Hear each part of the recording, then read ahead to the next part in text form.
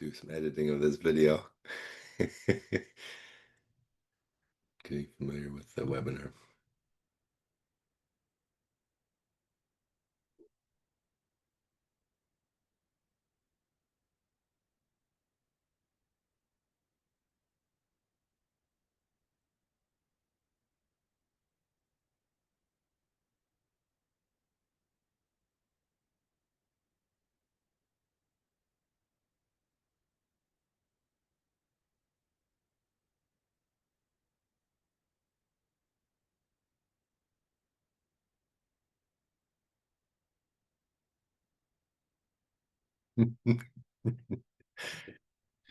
I've started and stopped this recording like 5 times since yesterday. Oh, you did? Really? Yeah. I don't know if we need to start.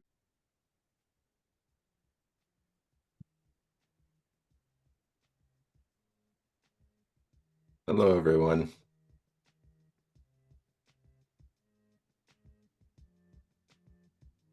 We'll probably start a minute or two late as people usually roll in. We all have busy lives, or at least time can be elusive.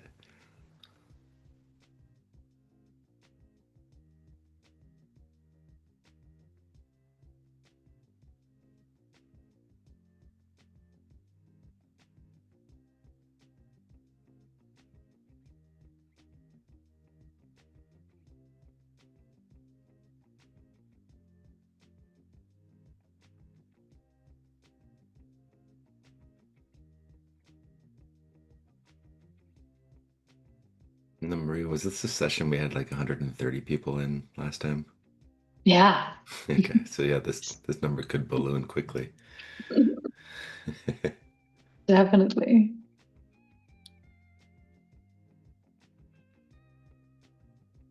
Standing room only. Yeah. Thank you all for saying hello and introducing yourselves, letting us know where you're coming in from. My name is Garrett Yeager. I'm the director of Winded Vertigo. We work with Prime to deliver the Prime Pedagogy Certificate Series. I'm here with my lovely colleague, Maria Altamirano, who is going to be leading much of the session today. I'll let her introduce herself as well. Go ahead, Maria. Yeah, of course. Welcome, everyone. So nice to see you. I'm Maria, and I'm Senior Learning Designer at Winded Vertigo, and we are very excited to again play and learn with all of you today. All right. Cool. So the numbers haven't gone up too much, so I think we can get started. Just a little bit of housekeeping. We are in a webinar format.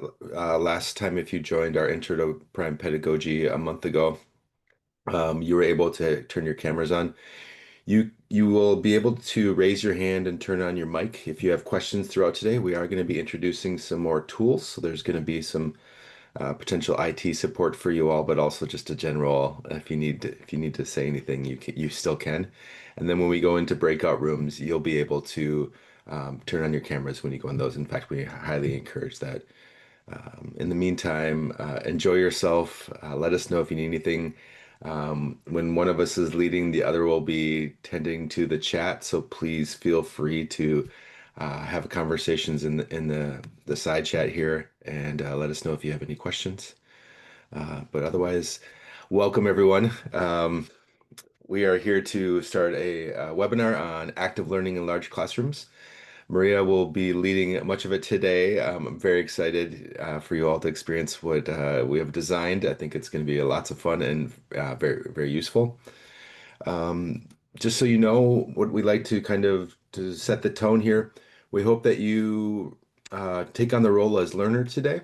So maybe suspend some of your expertise for a moment as you try to be the student that you wish you had in your classrooms, because we want you to go through and model some of these techniques as a student first, and then be able to practice those when you get into your classroom as well. So we hope that you log in today. If you can do it on your laptop today, that would be preferable. I know many of you may have already signed in with your phone, but if you can sign in with your laptop, there's some cool tools here that will definitely be a lot easier to use on your laptop. At the same time, If you feel like I don't have the bandwidth, literally and figuratively, and you need to log in with your phone, that is perfectly fine. If you feel there's any limitations, please add in the chat, ask for help. We will support. If you feel like you can't add into these tools, I'll be checking in with you. Yeah, iPad or tablet should work better, just so it's a bigger scale so that you can see things. Dana, that should be fine. Um, yeah, so just let us know if you need help. There's going to be some tech involved. I know the previous session, the intro to Prime Pedagogy, there was some new tools there, so we're going to be mindful of that today. So please let us know how we can help. Also, if you did not make the intro to Prime Pedagogy, which is one of the requirements for all three tiers of the certificate series, we will be offering that again in September, the 11th of September. So you can follow up there as well. So don't feel like you're missing anything.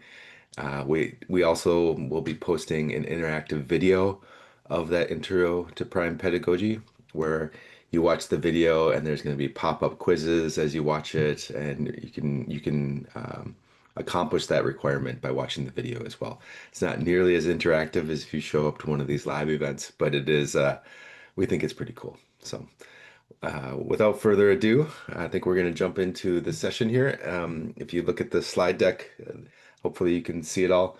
We're going to recap kind of the frameworks, not only about prime pedagogy and the tools or the theoretical frameworks we use, but we generally use these frameworks as we design these learning experiences. So to begin, what we want our learners to experience when you use prime pedagogy is to use these five principles, starting off with being relationship centered. So this is instead of always learning on your own, we want to actually design for experiences to encourage people to interact. We think it's important to share. We don't think that looking at each other's homework is cheating in this case. Many times we think that's how we inspire each other to see what's possible. Um, the personal piece, we think it's pretty cool to think about how to design an experience that is relevant for the learners and make sure that it's meaningful so that they feel like what they're learning is easily transferable into the world and it makes sense for their context. This modular piece, also these icons are on the slide if you're wondering. The modular piece is to think about how so many people learn in different ways, come from different places, have different perspectives, have different expertises and jargons and fields from entrepreneurialism to accounting to finance, that when you put those pieces together, you start to have different perspectives on the same problems. Yeah, and then ultimately, when you have those different perspectives, you're more likely to iterate what you do and feel encouraged to change how you view the world. The experiential, we think that learning it should be designed to be more actively engaging, so that you feel like you have a control over what your learning looks like, and they're not just a passive receiver of information. I think we respect you all more than that, and we hope that you feel that same way about your students. The insightful last piece in this one, the insightful, we think many times some of this work when you're learning takes some work. Sometimes it's really hard work. But with that hard work, you can have insights and you start to see, okay, now I see something that I couldn't see before. And there's a bit of joy that comes with that as well. And then why are we doing this? We think it's important not just to help you support you all in delivering knowledge to your students, but also the development of skills. So we have designed a framework here on holistic skills. You may be able to see there's five different skill sets in the beginning. Self-directed learning, we think more than ever, that's a really powerful tool these days. Critical thinking, creative thinking, problem solving, and collaboration. But underneath each of those skill sets are a variety of different skills that are actually fairly easy to focus in on and try to develop in your classrooms. And then how do we design? So different than what we want them to experience, how do we lay out a learning experience? We like to, in some ways, it can be linear, where we want people to connect with what we're learning so that they understand, here's an introduction to what we're trying to teach you. And we're going to be using that today. And then we want to give you an opportunity to explore what we're teaching so that you can question and experiment and test to see with what we're teaching as the role of teacher today and in the future when you teach. how to explore and question it. And then ultimately, how do you transform what we're talking about today into your classroom, into your future workforce? And as you transform that to fit your needs, you will also be transformed as well. So we think um, that's pretty helpful. Now, if you could, for a moment, look into the chat. We'd like for you to name which characteristics, so that those are on the left here, the relationship centered, insightful, experiential. Please, in the chat, list which of those characteristics we'll start with one, but if you feel that you need to name more than one, that'd be great. So any of those resonate with you, please share them in the chat before we begin. There we go, Zoe. Thank you. And then Anik, any mic of video to share? We did not work Zoom. Maybe this is the problem. Let's see. I'll work with you, Anik, about this. So in the bottom of your Zoom, you should see a raise your hand option. And then ultimately there should be let's see, where's the mic button? I don't see it now. Okay, Melody, Melody, are you able to turn on your mic?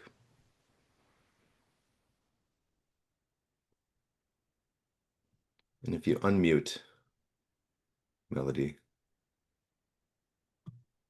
I'll ask you to unmute. Yeah, so if you raise your I hand, I can can. if when you ask me to unmute, yes. But Yeah, otherwise, there we go. that button is not there. There we go. Thank you. Do you have a question, Melody? I do not. I was just going to answer, trying to answer that until until you unmute us, we can't do it ourselves. Thank you. Thank you. That was something that came up. So our first session was done in what's called a meeting format, where everybody's mics and video can be live.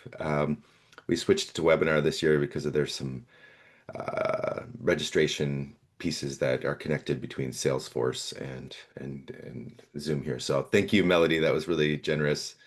I hope that it helps Anik and anyone else who's wondering how we can move forward. So thank you so much. So Anik, if you raise your hand, I will ask you to unmute. There we go. So there we go. Let's get this tried out. Hello, hello. Hello. Okay, it works. Thanks. All right, great. There you go. Perfect. All right. I think we have some characteristics in here. Experimental, experiential. Yeah, great. Seems like we're ready to go. All right, Maria, would you like to take Yes. over?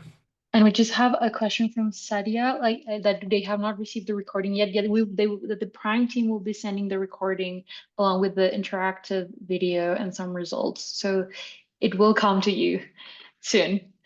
But thank you for engaging here. So now that we've grounded ourselves in Prime pedagogy, we're going to do a quick warm up to get a feel for the shared experience in the room. So I would like to invite you to reflect on the following question, and we are gonna be live trying out some of the interactive tools you can use in large classrooms for active learning. So you can either go to slido.com and type the code, the number that you can see here, or you can scan the code with any device with a camera. And that will give you access to answer to the following question. How does teaching in large classrooms feel like? So please either scan the code with your phone or enter slido.com and then the code 9162465. Okay, one way. Yeah, we're already getting some answers in. Rewarding, impersonal. Yeah, we'll give you a minute or so to submit your responses and you'll see them appear live in a word cloud here on the screen. And the words that come up the most will become larger. Overwhelming, detached, high energy, feels like talking to walls, like being an actor on stage. Yeah. Professorial, buzzy, disconnected, challenging for relationship building with students. Yeah, definitely. On interactive, detached, challenging. And if you cannot access the tool, please drop your words in the chat as well. Okay, so we have some trends here. Intimidating, yeah. But also full of opportunities. Mm, yeah. Comedian. Inadequate. Spotlight. Friendly. Exciting.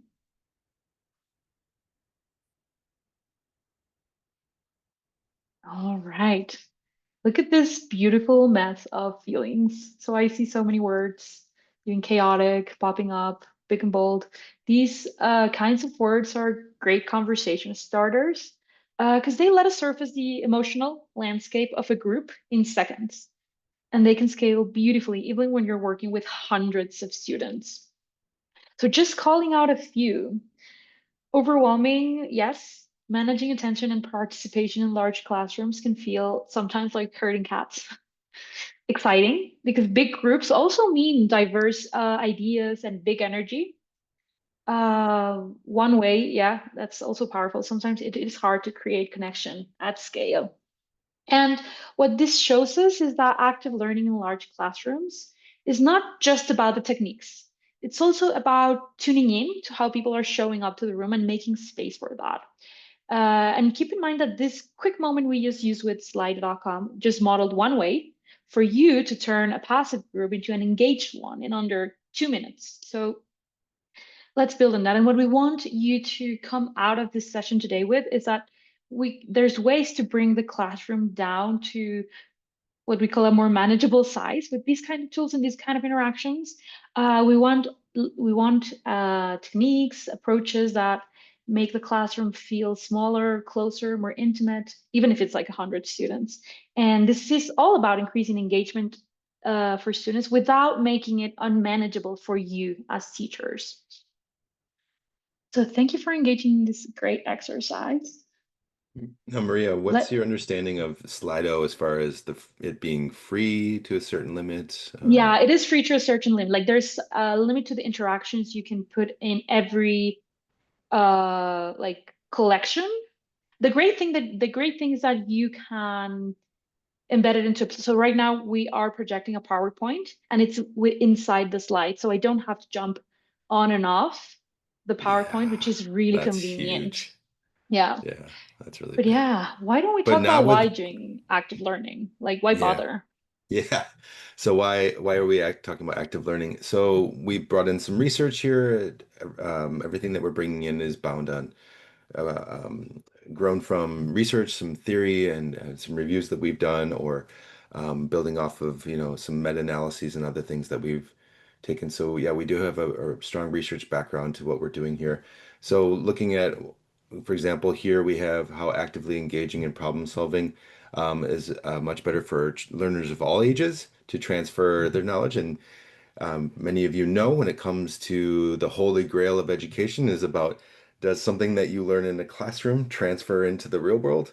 When you add this actively engaging piece, that much more likely makes that happen. I heard somebody even earlier saying that if it's active and engaging, that they will have it forever. I think that was a really lovely comment. I can't remember who said it.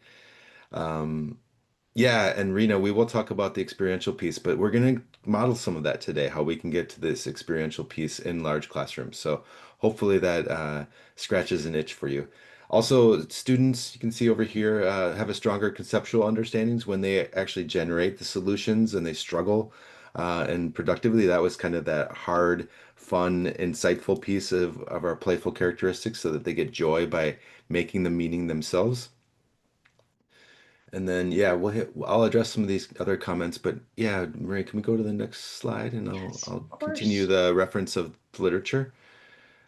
So we also have this, when we look into the neuroscience of things, the active engagement piece of the learning activates regions related to agency, decision making. So you get that some of that extrinsic some of the frontal parts of your brain and such.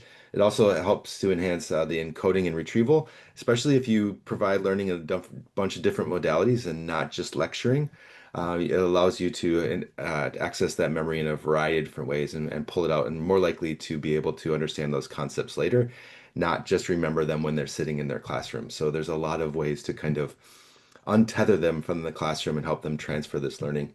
And then the executive control, that was what I was struggling to say a moment ago when I was talking about the activating of the brain regions, that the executive function, the prefrontal cortex, allows you to be more responsible for the attention, inhibition, and mental flexibility. Many of the things that you probably can see the students struggling with in large classrooms, we can design for that. And Adele Damian, a legend in education, helped us uncover that. So we'll go to the next slide. Again, here's a meta-analysis to say that exam performance and the cut failure rates in STEM studies are very much supported when they have active learning versus the traditional lecture. So we're encouraging you to kind of use some of these tools and some of these approaches to kind of bolster many of you. Lecturing is not necessarily a bad thing. There is a variety of ways to deliver information from one end of the spectrum. The way we like to look at it is there's the direct instruction, and the other end is this kind of open-ended play, let them discover what they want to learn. And everywhere in between, the more you can move up and down that spectrum, we feel the more likely you're going to get better performance out of your students, and also challenge your pedagogy as well. And then this achievement gaps. So active learning allows a broader range of students to engage in the content. Some of your students may prefer, again, the direct instructions, but many students will not respond to that well. So in order to reduce that gap, um, along with a higher intensity of engagement, allows them to have a better engagement in your courses and so on. So those are some citations. There are many more, and we're more than willing to share those resources. But for now, let's move into playing and get more active today instead. So thank you. Awesome. So let's start with like last time, we want to start asking some questions from you around the skill that we will be playing with today. So we'll give you a couple of minutes to answer the survey, and then I'll start talking about the real fun we'll be having today. Yeah, you can just scan that with your phone again, Yeah. and it just should take like And 1 to 2 minutes. Shouldn't take that long. yeah, and the link's already in the chat in case you want to solve it in your own device, like the same device you're watching the session in. Yeah, thank you, Maria.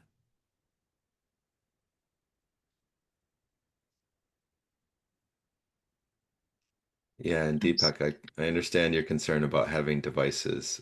This is a way that we, instead of kind of fighting them using of their devices, how do you embrace many of the tools that we're trying to use are tools that are useful, but maybe more engaging and maybe more appetizing for your students. So we hope that instead of kind of fearing that they're going to be swiping into something else, that here's an opportunity to get their attention.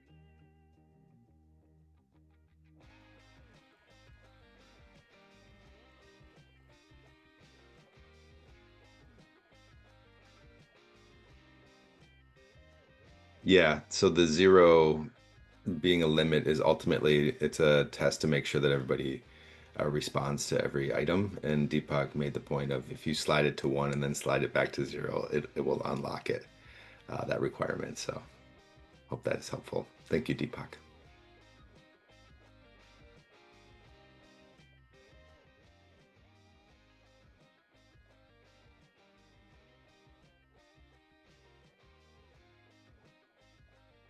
And those are those little tricks to kind of get your students involved. Yeah. Some people may think from a ethics perspective, requiring people to do things, these are small things. And you can, as you may know, you can add these into your syllabi to say that the active engagement in these tools, one is encouraged, two, it could be part of their engagement. You can we actually use these as engagement metrics many times in courses to see whether students are present, are engaged. So you can embed this as almost like a formative assessment, meaning we are tracking whether you are participating in these courses and not just sitting on your hands or on your phone doing other things. So there are clever ways to integrate this into your scoring of your students. Yeah, and I see most of you are done, so I'm gonna start moving on. And as you may have already guessed, today the skill that we will be discussing and playing with is intellectual humility. But before we dive into it, I want to pause and zoom out a little bit and look at the bigger picture of what we're actually building when we talk about active learning. So what you see here, like Garrett shared at the beginning of the session, is our holistic skills framework, and one that brings together, on one hand, social and behavioral skills, and on the other side, cognitive skills. And in the middle, all these really important outcomes that we care about, that we really want to see students develop, like self-directed learning, critical thinking, creativity, creative thinking, problem solving, collaboration. And as like these skills are not just academic, right? Like they're essential to students navigating uncertainty, complexity, and like real world decision making, which is important in business, sustainability, management, education. And right here, nestled among these core skills, is intellectual humility, which often goes unnoticed, but is so foundational. It's the bridge between curiosity and communication. It's about openness. It's about actual problem solving. And as you can see, it connects to 4 of the 5 circles in the front. So it's so important that we learn how to foster this with our students. And it's interesting because we all say we value humility, right? In learning and business. But when the stakes are high, when stress is high, or when our ego gets involved, it's easy to slip for all of us into behaviors that block intellectual humility. So now we will play a little game where we get to play with these different phases of intellectual humility or lack of intellectual humility in different business and real world dilemmas that we might have. So for that, we have developed a game called the Phases of Intellectual Humility. And it's designed to help us experience what these concepts look like in action. And here's how it works. First, we have to enter the game either through scanning the code, or we will share the link in the chat as well. And then you have to make sure that you go to the app tab here, because sometimes it opens in the back end of how we made it. And if you're interested to develop games like this, please join us for our next webinar where we will be talking about how to use AI for the best and to really use learning and not for like versus using like having students use it for like just answering our tasks in a second, and how to use it to really foster deep learning and skill development. So we will show you how to do that, but now we will be playing with this game. So please make sure to go to the app tab, and then you will get a button that says draw cards, and then you will get a combination of a business dilemma and what we call a phase of intellectual humility, or again, lack thereof. So why don't we live model it a bit? So Garrett, would you like to play with me? Of course I would. Awesome. Okay, so then I'm gonna switch my screen to our game. So if you Okay. click on the link, this is what should open. And again, we need to go to the app tab, not the labs tab, the app tab. So we have a button. Where do you want to draw? Should I draw the cards for you, Garrett? Yes, please. Okay, let's see. So you got the dilemma of the local supplier gap. So Oh, local sourcing aligns with values, but a bigger supplier offers efficiency and traceability. Do you prioritize values or scalability? And the hmm, face of intellectual humility you have to answer is not Garrett's face. It's a different, you have to kind of role play here with me a bit. So hmm. the one you got is adaptive thinking, which is quite positive. So you evolve your views in response to new realities. You'd adjust the campaign strategy methodology. Oh, yeah. So you evolve Just your views in responses to new realities. yeah. So my prompt, I would go to that the bigger supplier and talk to them about this conundrum that I have, and that I feel like there is a conflict between wanting to work with people in my community who I am familiar with and understand the needs of me and my community, but also the efficiency, traceability, and other kind of benefits. I would love to see if they're open to adapting to our needs so that it's not just about us receiving those benefits, but are there ways for us to have a conversation about including the local suppliers or so on, just so that there's some level of me being able to change my mind, that we have a relationship and other ways for me to kind of learn while we do this, because taking that leap away from leaving local suppliers who I trust and or know my community very well into someone who I just met only for the reason of saving money and that scalability or traceability seems to me like something I would like to hedge my bets on, but also be able to learn from that process and adapt my thinking. Yeah, thank you. I tried to capture as much of your response and now I'm Yeah. gonna submit it. Yeah. Thank you. Okay, great. So now we want to ask you to do the same as Garrett did. So draw cards, you will get a combination. As you can see, we can get different combinations. And there's also like interesting phases of intellectual humility, like fear of being wrong, critical curiosity. So please get your combination, answer to your reflection of how would you respond to this dilemma with this phase of intellectual humility, and submit your responses.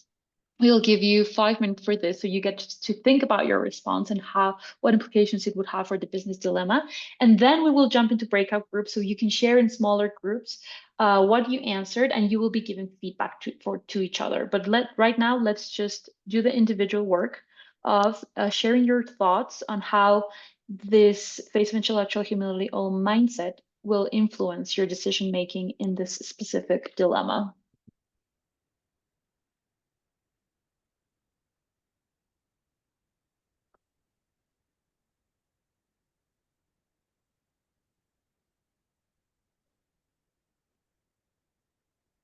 Okay, the link is right above you, Dr. Akin. I'll put it in the chat yet again. There you go.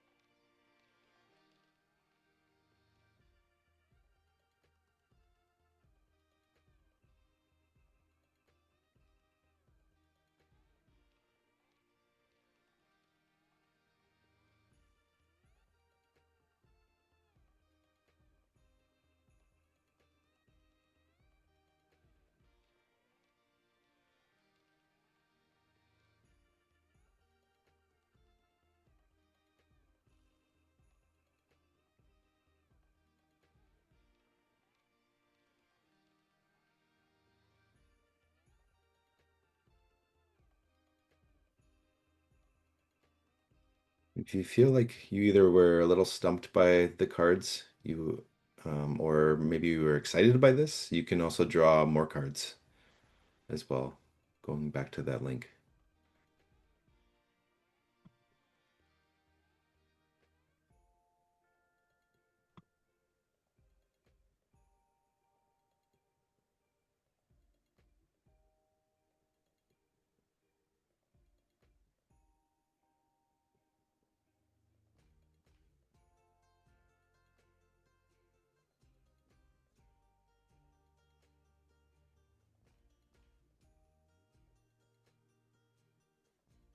and Debbie. We will not have like a dedicated session, another session for AI. We will be using a lot of AI tools throughout the webinars, but also every session will have an interactive recording. So even if you cannot make it to that one, we hope you can engage with the interactions we've designed for you to feel like you're getting the most of it, even if you were not able to attend. Yeah, exactly. Thank you, Maria.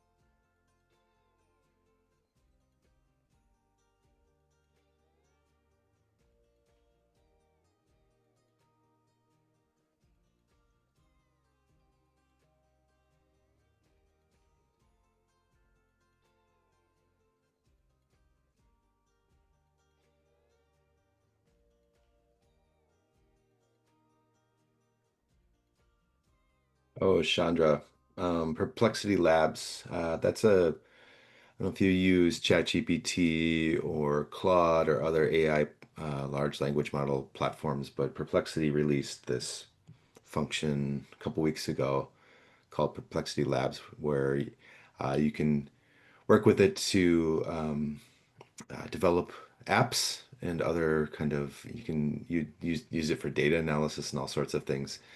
It's not easy to use right now. It's very early in its development, but it's also extremely cool and powerful. So this is our first use of it in a workshop setting like this. But yeah, it's really exciting. Give it a go. And if you are interested in using research, Perplexity is a fantastic. It's more of a search engine in many ways, but with AI. But it is a very powerful tool for researchers. Yeah.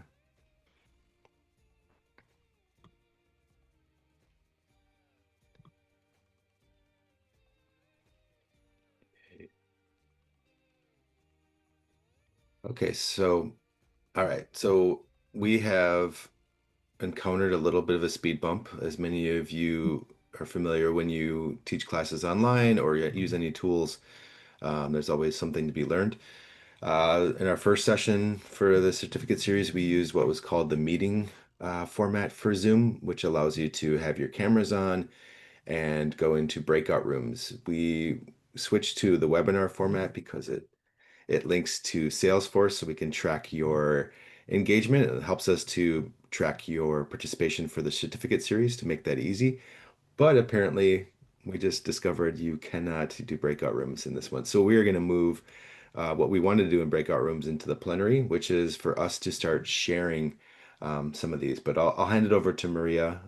Hope you're okay with that, Maria, to engage for us sharing some of these experiences that we just had. Yeah, well, what we were gonna do in the breakout groups is basically share what the combination we got, how we answered, and then maybe get a feedback from two or three other colleagues. So I'm gonna invite any one of you who would like to share the dilemma and the phase that they've got. Please raise your hand so we can open mic for you. And then I'm gonna invite the rest of you to give input or feedback to it, to how how each of us responded to the dilemma and the phase we got. Yeah.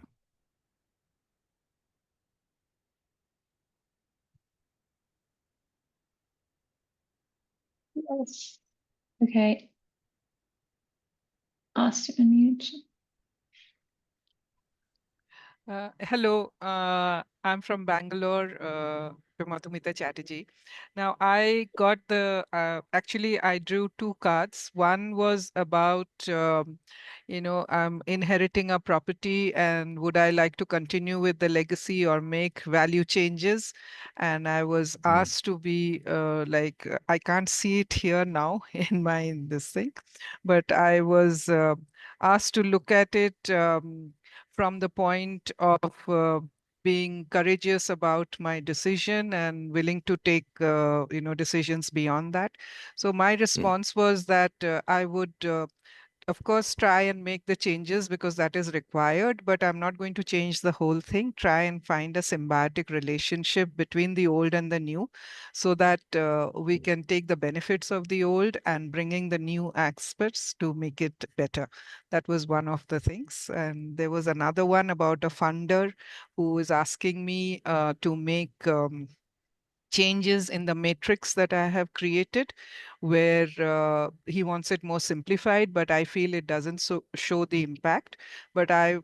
and the mindset that I was supposed to show was, am I willing to accept, in front of a group that I don't know it and I can make better changes and I'll come back with research. So Mm. there I felt my response would be that I will try and make a more simplified matrix, but which will have some impact in the sense that it will show the impact that is required.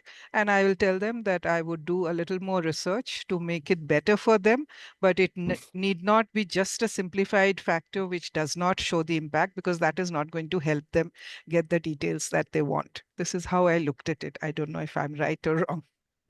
Thank you. Well, if you don't mind keeping your mic on, Yeah. Madhumita, what kind of expertise would you like to recruit into this conversation? Like, did you feel like you had a pretty good full understanding of what was needed, or do you think you would bring a colleague in? And if so, what kind of skills or expertise would you want to recruit for this conversation? Yeah, maybe. I mean, if I'm looking at today's someone with a little more technology background, because Hmm. I could understand the qualitative side of it or the emotional side of it much better. But the the quantification of the matrices or the values that we were looking at, I could probably take the help of someone who is more technologically savvy. Yeah. Thank you. And is there anybody in the chat today, the webinar today, that could respond to Madhumita's request as far as does anyone here have a quantification or a quantitative perspective they'd like to offer? If so, please raise your hand and offer a solution or an idea or support. Thank you, Madhumita. Thank you. Anyone in any stats people or quantitative people that think they have a solution for her request? Okay. All right. Anyone else want to offer their experience? We'll do one or two more of these. Anyone else want to offer their experience with that Perplexity Labs game? Please raise your hand and we'll unmute you.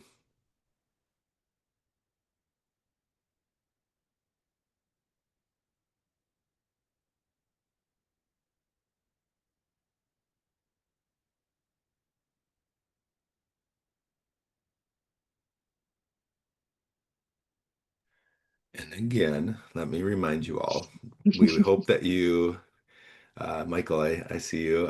We hope that you all kind of adopt the idea of trying to be the student that you want to have in your classroom. So not to pressure you, but I think it's important to kind of have that spirit today. So Michael, please go ahead and share. Yes. Am I audible? Yes. Okay.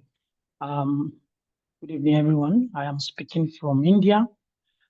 I actually drew two cards, but I can't remember the first one, but the second. The card I drew has the strategic lead as the title, and it says you receive insider information legally about a competitor's move. Do you act on it for advantage or ignore it for long-term integrity?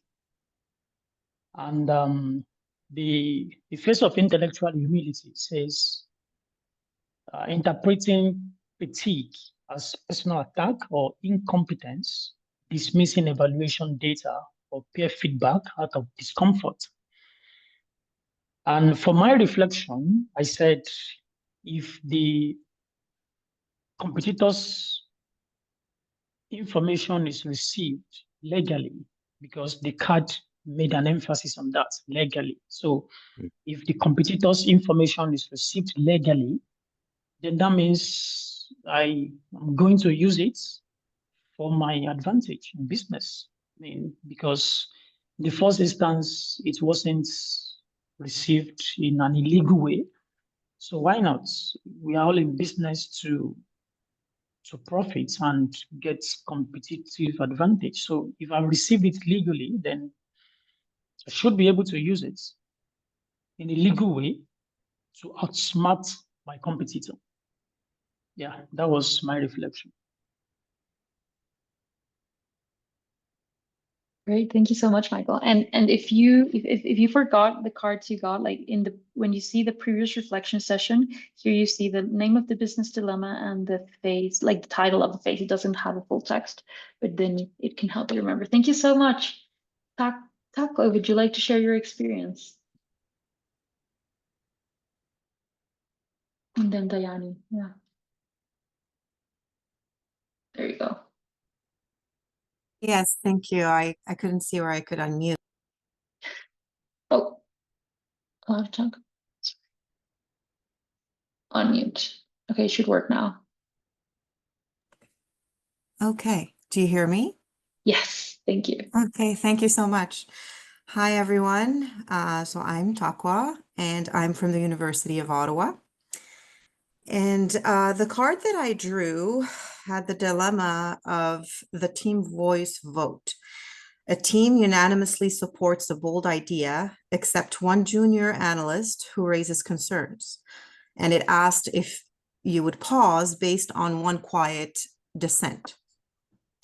And the face of intellectual humility described a nuanced perspective holding, which means you would hold space for tension, complexity in making decisions, resisting binary decisions like scale or stop, and creating hybrid strategies that honor multiple stakeholder needs.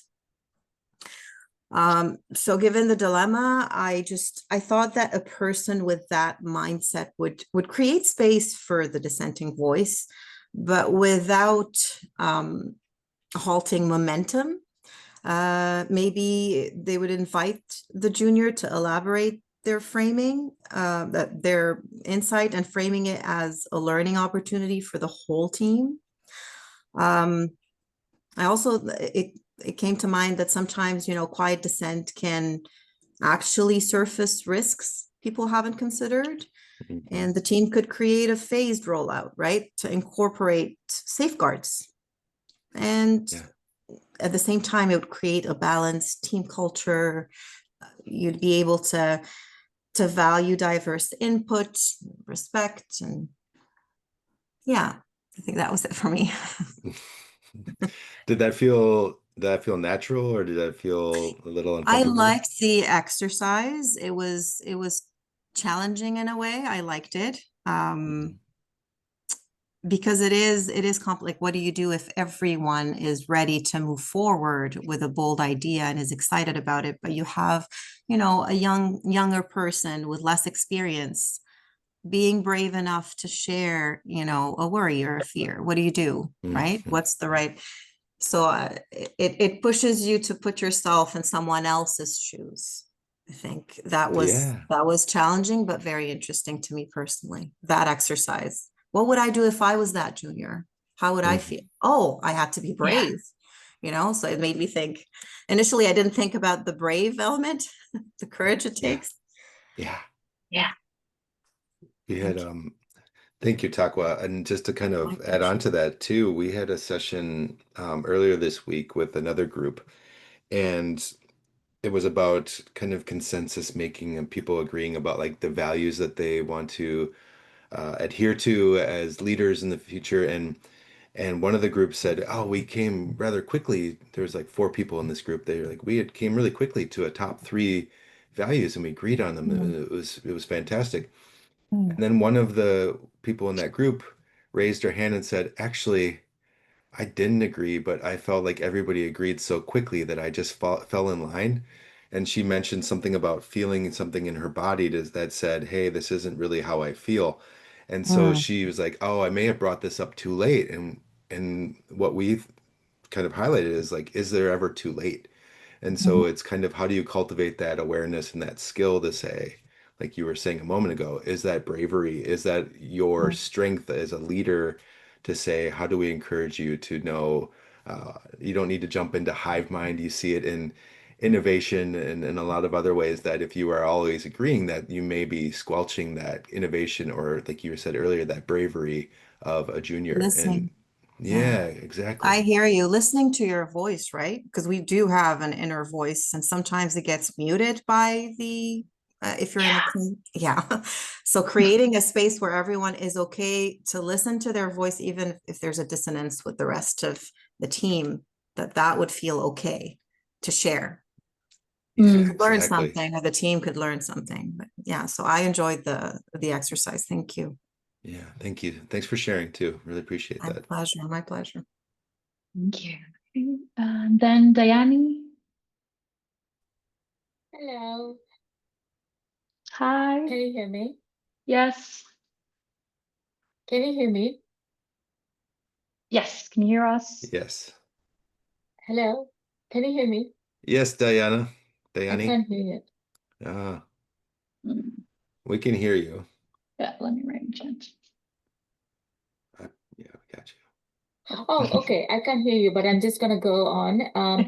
Um, I got the founder's legacy and the lived wisdom integration. And I inherit a beloved social enterprise, but see areas needing changes. Do you preserve legacy or start evolving values early? I come from a business background, so my mind automatically thinks on a business basis. Like if preserving the legacy is not going to run the business as a going concern going forward, of course, the changes are needed. But lived wisdom integration of talking to grassroots and experiential insight as valid knowledge rather than just using these people as interview subjects is the way to go about it, I think. I don't know whether I interpreted the exercise correctly. That's why I was a bit quiet at the beginning. But in the two things that I have, I totally agree putting them together. Do I make sense? Yeah, absolutely. Oh, I can write it because people I should probably can't can. hear you. Yes. I don't know what happened to Yeah, my, we'll write it in the chat. But yes. but I can't hear you now. you. You Yeah, can we're hear doing our yourself? best. Yeah. Okay. Thank you so much, Diane. Yeah, you absolutely made sense. Then should we do one more? Garrett. Neva, would you like to share? I'm gonna allow you to talk now. Hello. Hi. So I had the same dilemma as I think it was Takwa. So about the team unanimously supporting a bold idea, except one Mm. junior analyst who raised concerns. But I had quite a different face of intellectual humility, which was deference to authority. So I think would take a very, very different approach. And I imagined, I think this one, I kind of yeah, it seemed kind of obvious, but also difficult because it's very not what I would do. But so yeah, like other people are saying, it's interesting trying to put yourself in someone else's mindset. But yeah, I imagine they'd probably just ignore the concerns of that junior analyst and yeah, go with the bold idea that the rest of the team supported. But yeah, it was a really good activity, so thank you. Thank you. And like Annick says in the chat, silent disagreement can end up in strikes. So we do need to take it seriously. But yeah, you're right. We sometimes do not, like depending on like the different phases or the different pressures within an organization. Thank you so much for sharing. And thank you so much, all of you, to sharing so much wonderful insights around the activity, but also about perplexity on the chat. You're right. This is a great tool for like when you need to design these kind of case dilemma exercises and you want them like there's specific content that you want to add to it, it can be a great tool.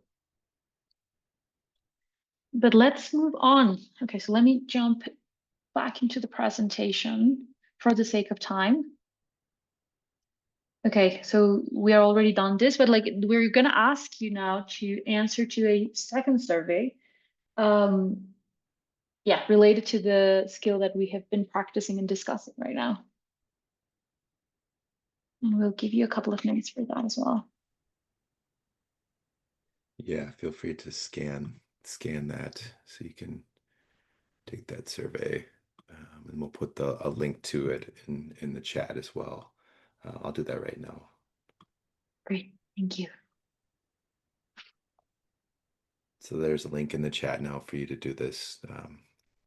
It's essentially a post-test. We like to integrate evidence gathering into the learning. It's modeling the formative assessment that many researchers and educators are using to track ongoing the development of skills and knowledge acquisition and such.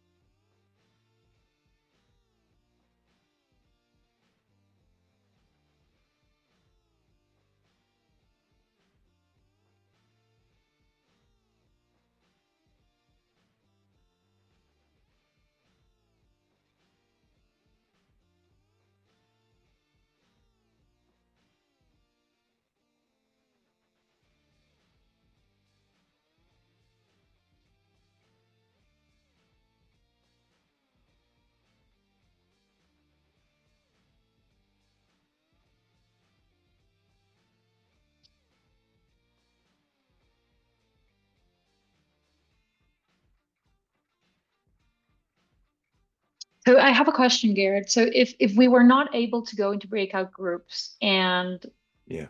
yeah, how do we reflect on? Yeah, I think ultimately we were trying to relate that into the group. So, for example, I forget the woman's name, but how do you leverage getting people to respond Mm, with you? So when you said, okay, I tried to solve this problem, but I wanted quantitative insights. How did the community respond? And some people offered, some people didn't. To have that capacity to know your limitations is important. So if it didn't work today in this breakout room, ultimately what we wanted you to think about is either today or think about another context in which you work often. It could be your department, it could be a group of researchers you have, but ultimately how you think about intellectual humility in a group. It wasn't perfect. We wanted to have that breakout room so you'd have a direct experience.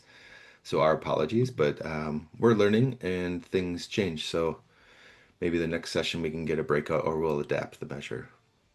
Either yeah. way, we wanted you. Let me back up. We don't try to trick anyone with our assessments, and these assessments are a part of not only to see if there's a change in attitudes and behaviors, but also for you to understand the concepts that are behind some of these. So that game that you played that kind of randomized the card of the problem and the perspective, it allows you to understand some of the concepts that underlie intellectual humility so that it's we're teaching this to you. And as students for today, you're understanding some of these different ways that intellectual humility can surface, the faces of intellectual humility.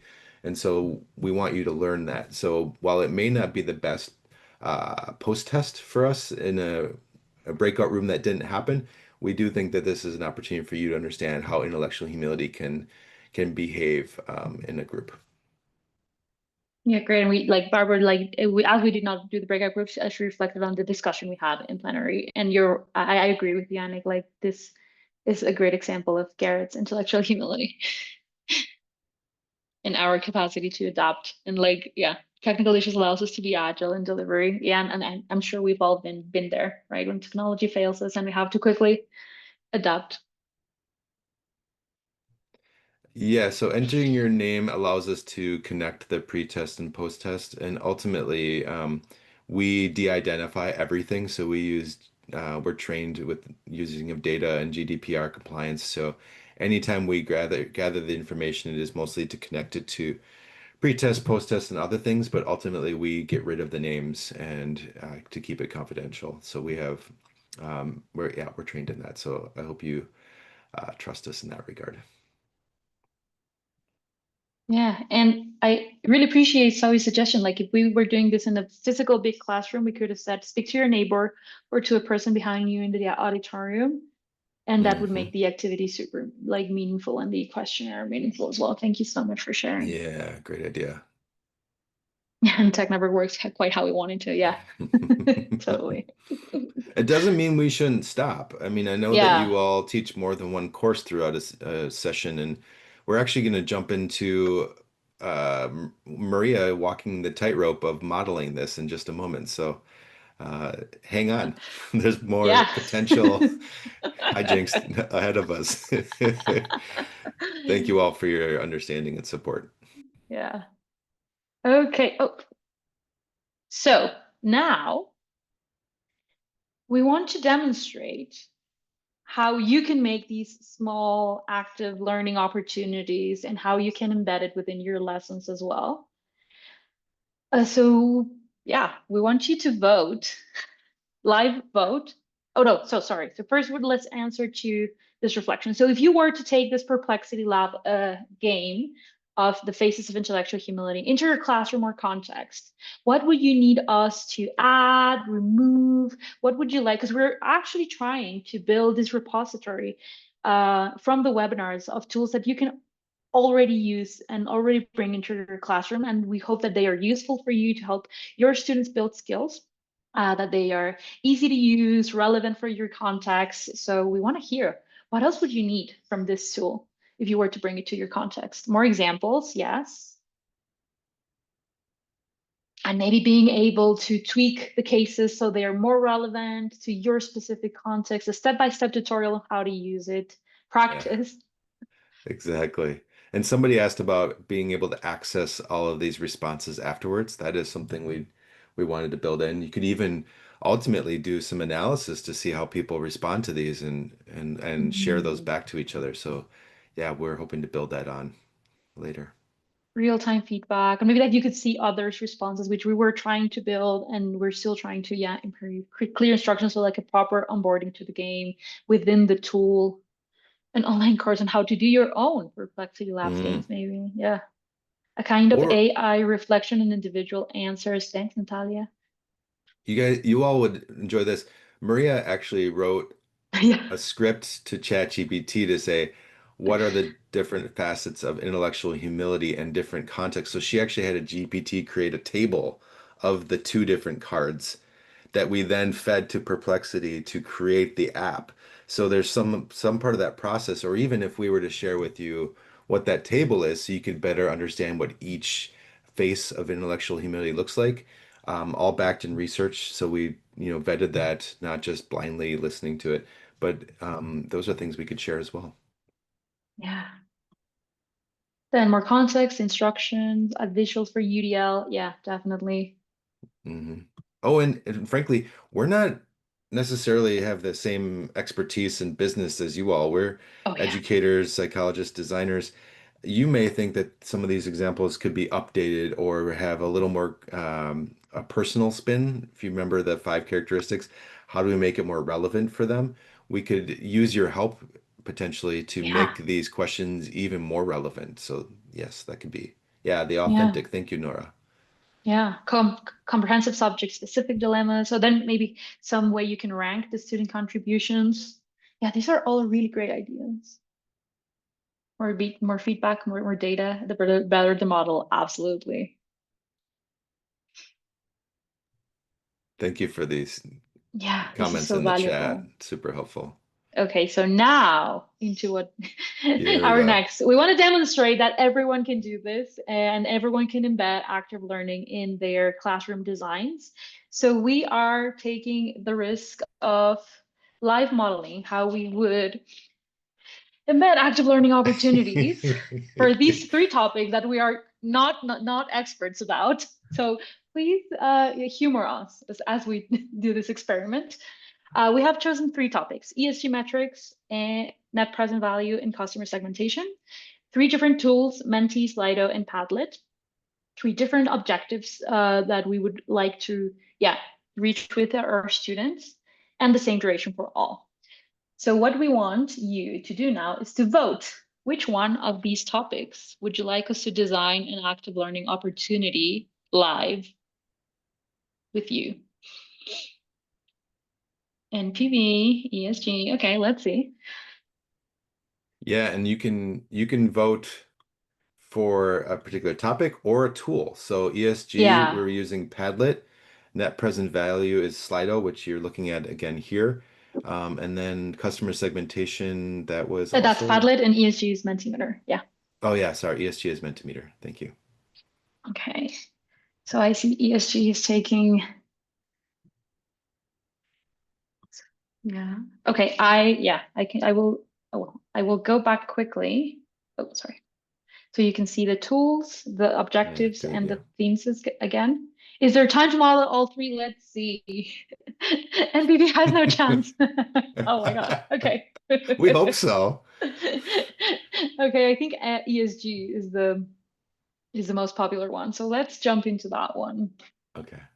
Okay, then I'm gonna switch my screen. So ESG, let me see, we'll do with Menti.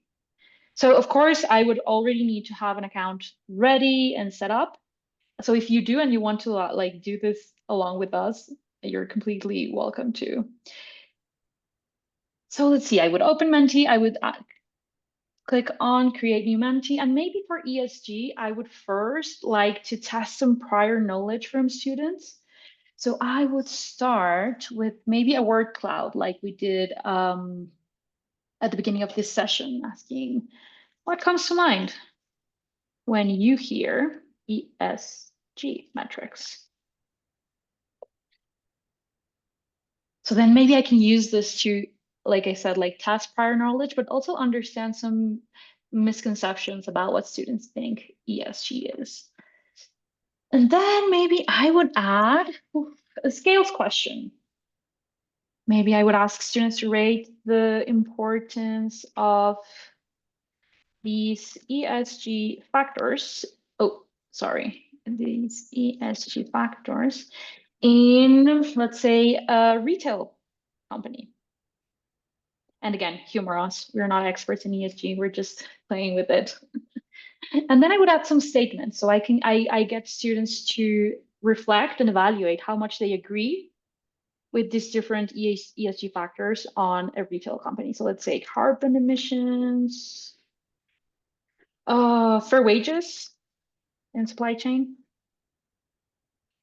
Let's say board diversity, or plastic packaging reduction.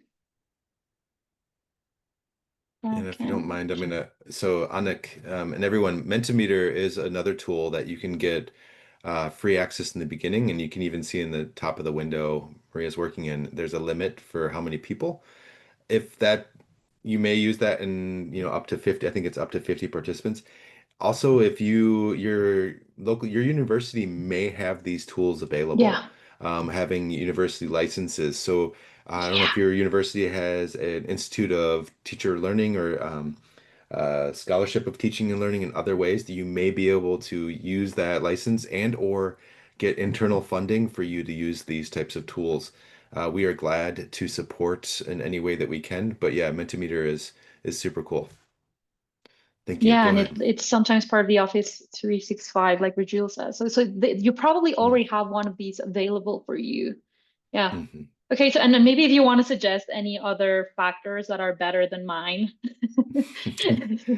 I'm also open to Oh yeah, suggestions. real time. Anybody have a fifth option for ESG? So what other factors do we want students to weigh in, or you want to see what the group values the most, or it's great for hydrogen. Okay, let's leave it at this. Okay. Community So then engagement. community engagement. Okay, let me add that one. Community Inclusive engagement. workplaces. There we go. Thank you, everyone. This is what we're Yes, talking about. yes, inclusive workplaces. So I have students like, yeah, agree. And then I would reflect as a big group, like what do we value most as a group? And then how might investors in this company or consumers see this different? So maybe I value inclusive workplaces, but our consumers are all about plastic packaging reduction. So I would kind of like to spark a discussion around that. And then as I go in my lecture, I would maybe add a, let's say what, ranking, multiple choice, maybe multiple choice. And I would ask, this company can afford to invest in only two of the following this year. What should they choose? And then my options could be, and also you can suggest better options than mine. So it could be like, oh, publishing an anti-corruption audit. It could be improving gender equity in leadership.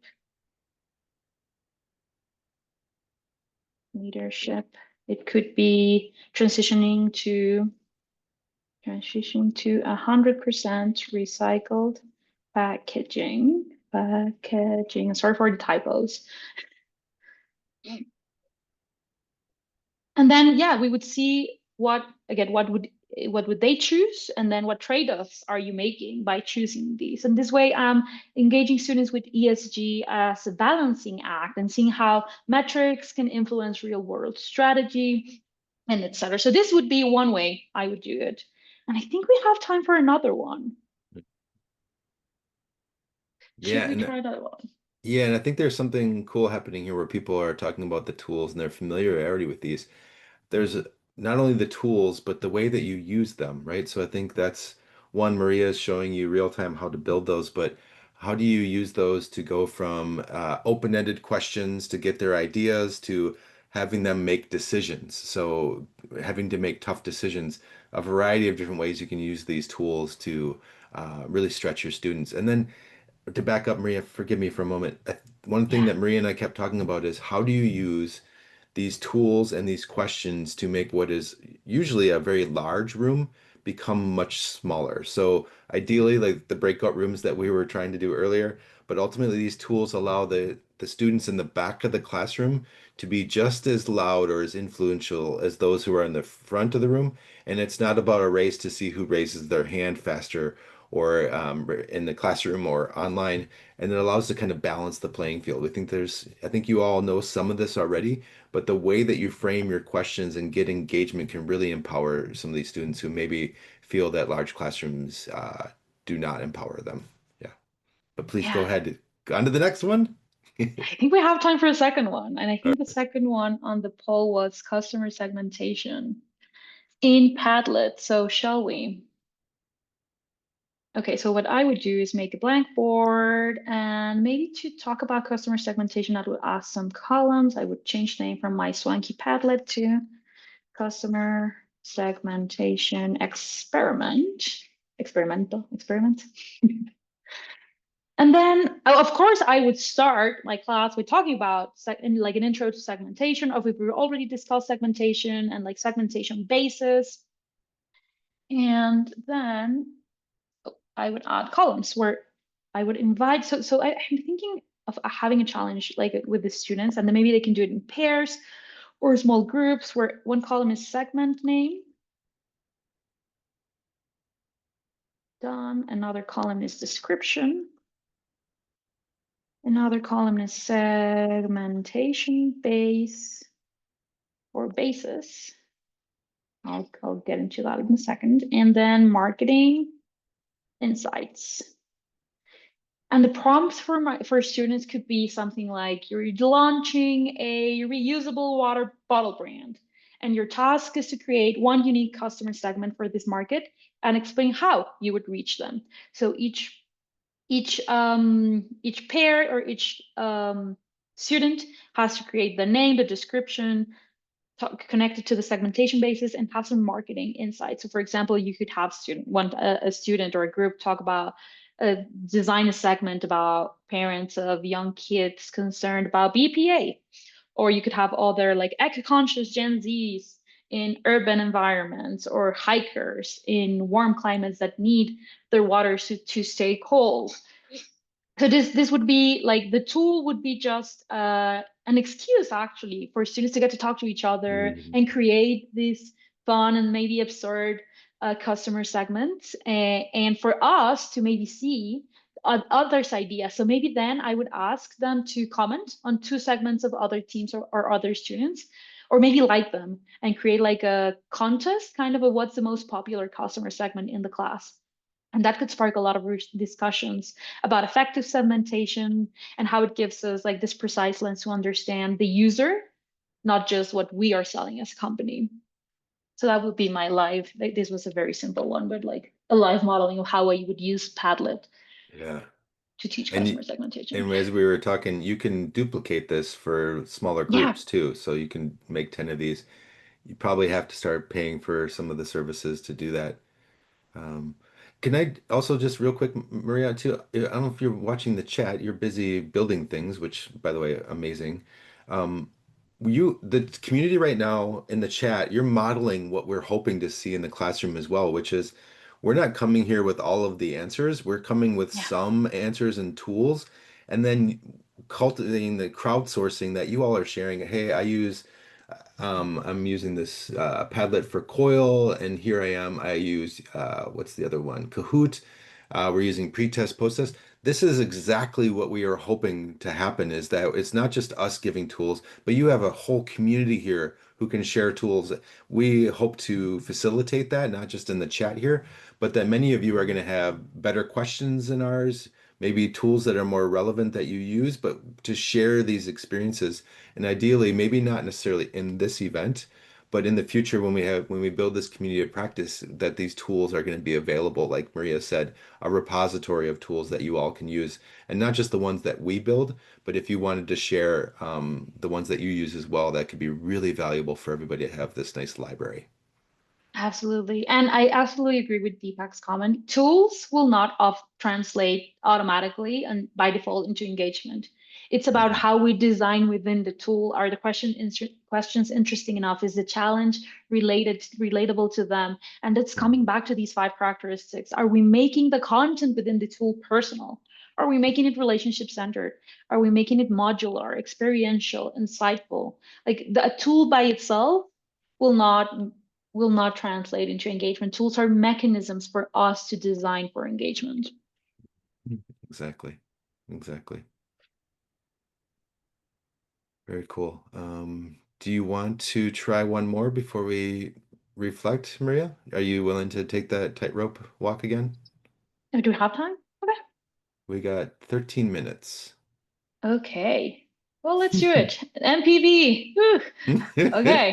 Thank you. Sorry to nudge you. No, I that's could have okay. side chatted you to see if you're okay with it. That's fine. That's fine. Okay. Whew. So, well, how would I teach NPV, which I know very little about, in Slido? So, for example, here I have the one we're using right now, but I would need to create a new one, and let's call it NPV. Okay, so maybe I would start with a short recap about what NPV is, why use it, and maybe a simple example of like cash flows discounting. And then I would maybe like, and then back to the content of these tools. I would start with maybe like a choice game. Oh, let's see, let's do multiple choice. So some role play. You're the CFO of your company,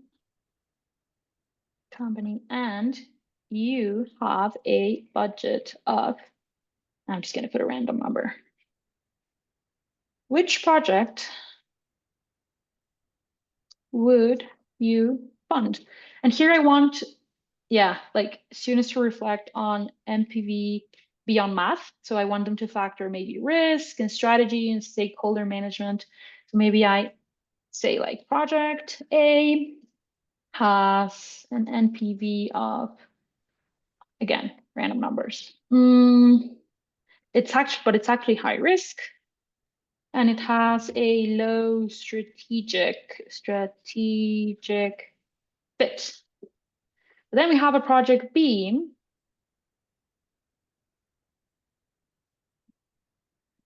And then that has an NPV of, let's say, NPV of 6,000. Oh. But that one's actually medium risk and high strategic fit. And then I would do a third option with an NPV that is lower. Oh, there's a typo here, sorry. Oh, high risk.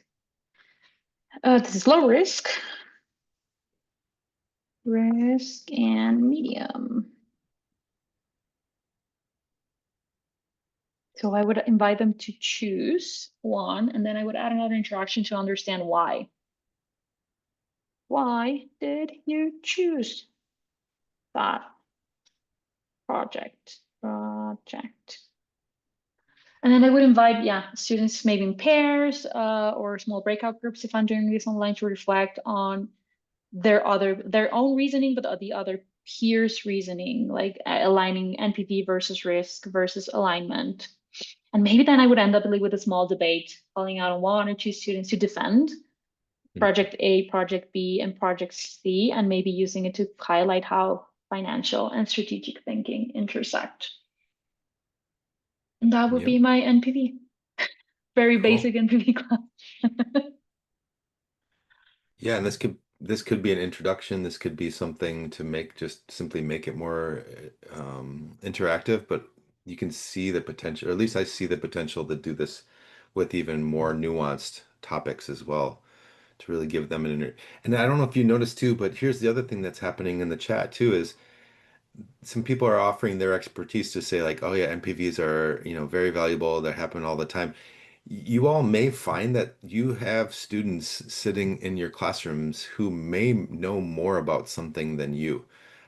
Could be something big, could be something small. There's opportunities like for us to learn from you all as we do this. And I know that you all are very uh, experienced and have expertise in things, but when you think about how to keep your students engaged, but also to get the best out of them, if you give them an opportunity to show their own expertise, or at least make the efforts and make the mistakes to find out how much they know, we're talking about a very rich learning environment. And I feel like, for example, Doran giving some examples, Yeah. this is huge. You may find out more. I don't know if you all feel ever disconnected from the generations or the students that you have in your classrooms as you get further along in your career, or maybe just a little gap. But for you to better understand and make personal these learning environments, you have these tools as an opportunity to really get to know your students and understand what those differences are and leverage those students or those differences instead of being afraid of them. So I hope you see that opportunity as well. Yeah. Yeah, exactly. They may be able to answer with GPT, but yeah, we'll see what that looks like in the not so distant future. And yeah, Uh, you're right. It's actually happening inside this classroom, and they're doing our best to integrate your expert input into the designs as we go. Yeah. Yeah, and you're helping them ask better questions into those large language models, or just simply the conversations that they're having amongst each other too. Yeah, so we wanted to kind of wrap up here. I think one of the things we wanted to get from you all is if you could use any of these tools today, we would love for you in the chat or in other follow-up discussions in other courses for you to tell us what would you need to adapt these to what you could use in your classroom. So add anything else you want in the chat. We will go through and gather this and debrief on this. We talked earlier about templates and tutorials. If there's any more ideas that come up in that would be fantastic as well. And then in closing, we're going to move into some more reflections, but please take a look again at this slide to say it's not just about the tools. There are some design principles. The ones that we use here, I think are fantastic, ones that we've brought from research and applications in a variety of different contexts for you to think about how do you make that app experience or that large classroom more active, those 5 principles will get you very, very far as far as making those more engaging and active. Thank you. And then I think we're going to do a quick reflection here. Yes, if you don't mind, before you all leave, if you or as you leave, if you could in the chat talk about these 3 different prompts based on intellectual humility, active learning in classrooms. Put in, I used to think this. What did you think about active learning in large classrooms? Saying like, oh, it's silly, it's not really possible. That could be a cynical approach. Now I think, oh, with these tools, I can actually reach people in the back. Or I used to think that these tools were helpful, and now I think, oh, everybody has tools. I could learn from everyone else here. And then we actually go even further to say, I wonder. We hope that this Perplexity app game has you wondering about ways that you could design games to put into your classroom. So please add more about intellectual humility, active learning in large classrooms, and share with us your thoughts as you leave. And we're very grateful for your help today and your humility and grace with us navigating no breakout rooms and some of the other things that happened today as well. Yeah. And I'm going to read some reflections of Debbie. I used to think I wasn't sure how to reach my 1,000 students in my lecture hall. Now, oh, it went up. Now I have loads of tools in my toolkit, and I wonder what else is out there. Nice, thank Perfect. you. I used to think this was old-fashioned. Now I think we can modernize engagement, and I wonder what it will be like in 5 years. Me too. Me too. Great way to share what we develop. Yeah. Yeah, we're working on that. Stay tuned, Yeah. Melody. Yeah. And like you can use the link, like the link for the perplexity, like as it is, if you want to use it in your classroom as it is, we need to make some improvements, but like it's ready to use as the experience currently is set up. You can Mhm. totally just like save that link and use it. Like it's, yeah, please do. Yes, and we will share a recording with slides. In fact, it's a really good opportunity to try if you wanted to rewatch the video of how Maria built these Yeah. tools. You can rewatch that video, and there'll be pop-up quiz and stuff in there as well. But ultimately, it's a really good resource to like a YouTube video to watch how to build these things. Yeah. And maybe for our reimagining online learning, we can visit the interactive video setup as well. Yeah, If there's an appetite for that. Yeah. yeah. Well, on behalf of Prime Secretariat, as participation in the pedagogy certificate series, and behalf of Winded Vertigo, myself, Garrett Yeager, and Maria Altamirano, thank you. Maria, again, always graceful, always brilliant. And we had Lamise in the supporting us in the chat and in the background. Thank you all so much for leaning in and your patience with the breakout rooms and the assessments. We hope you enjoyed it as much as we did. Thank you so much, and have a Yeah. great rest of your day. Yeah. Thank you so much.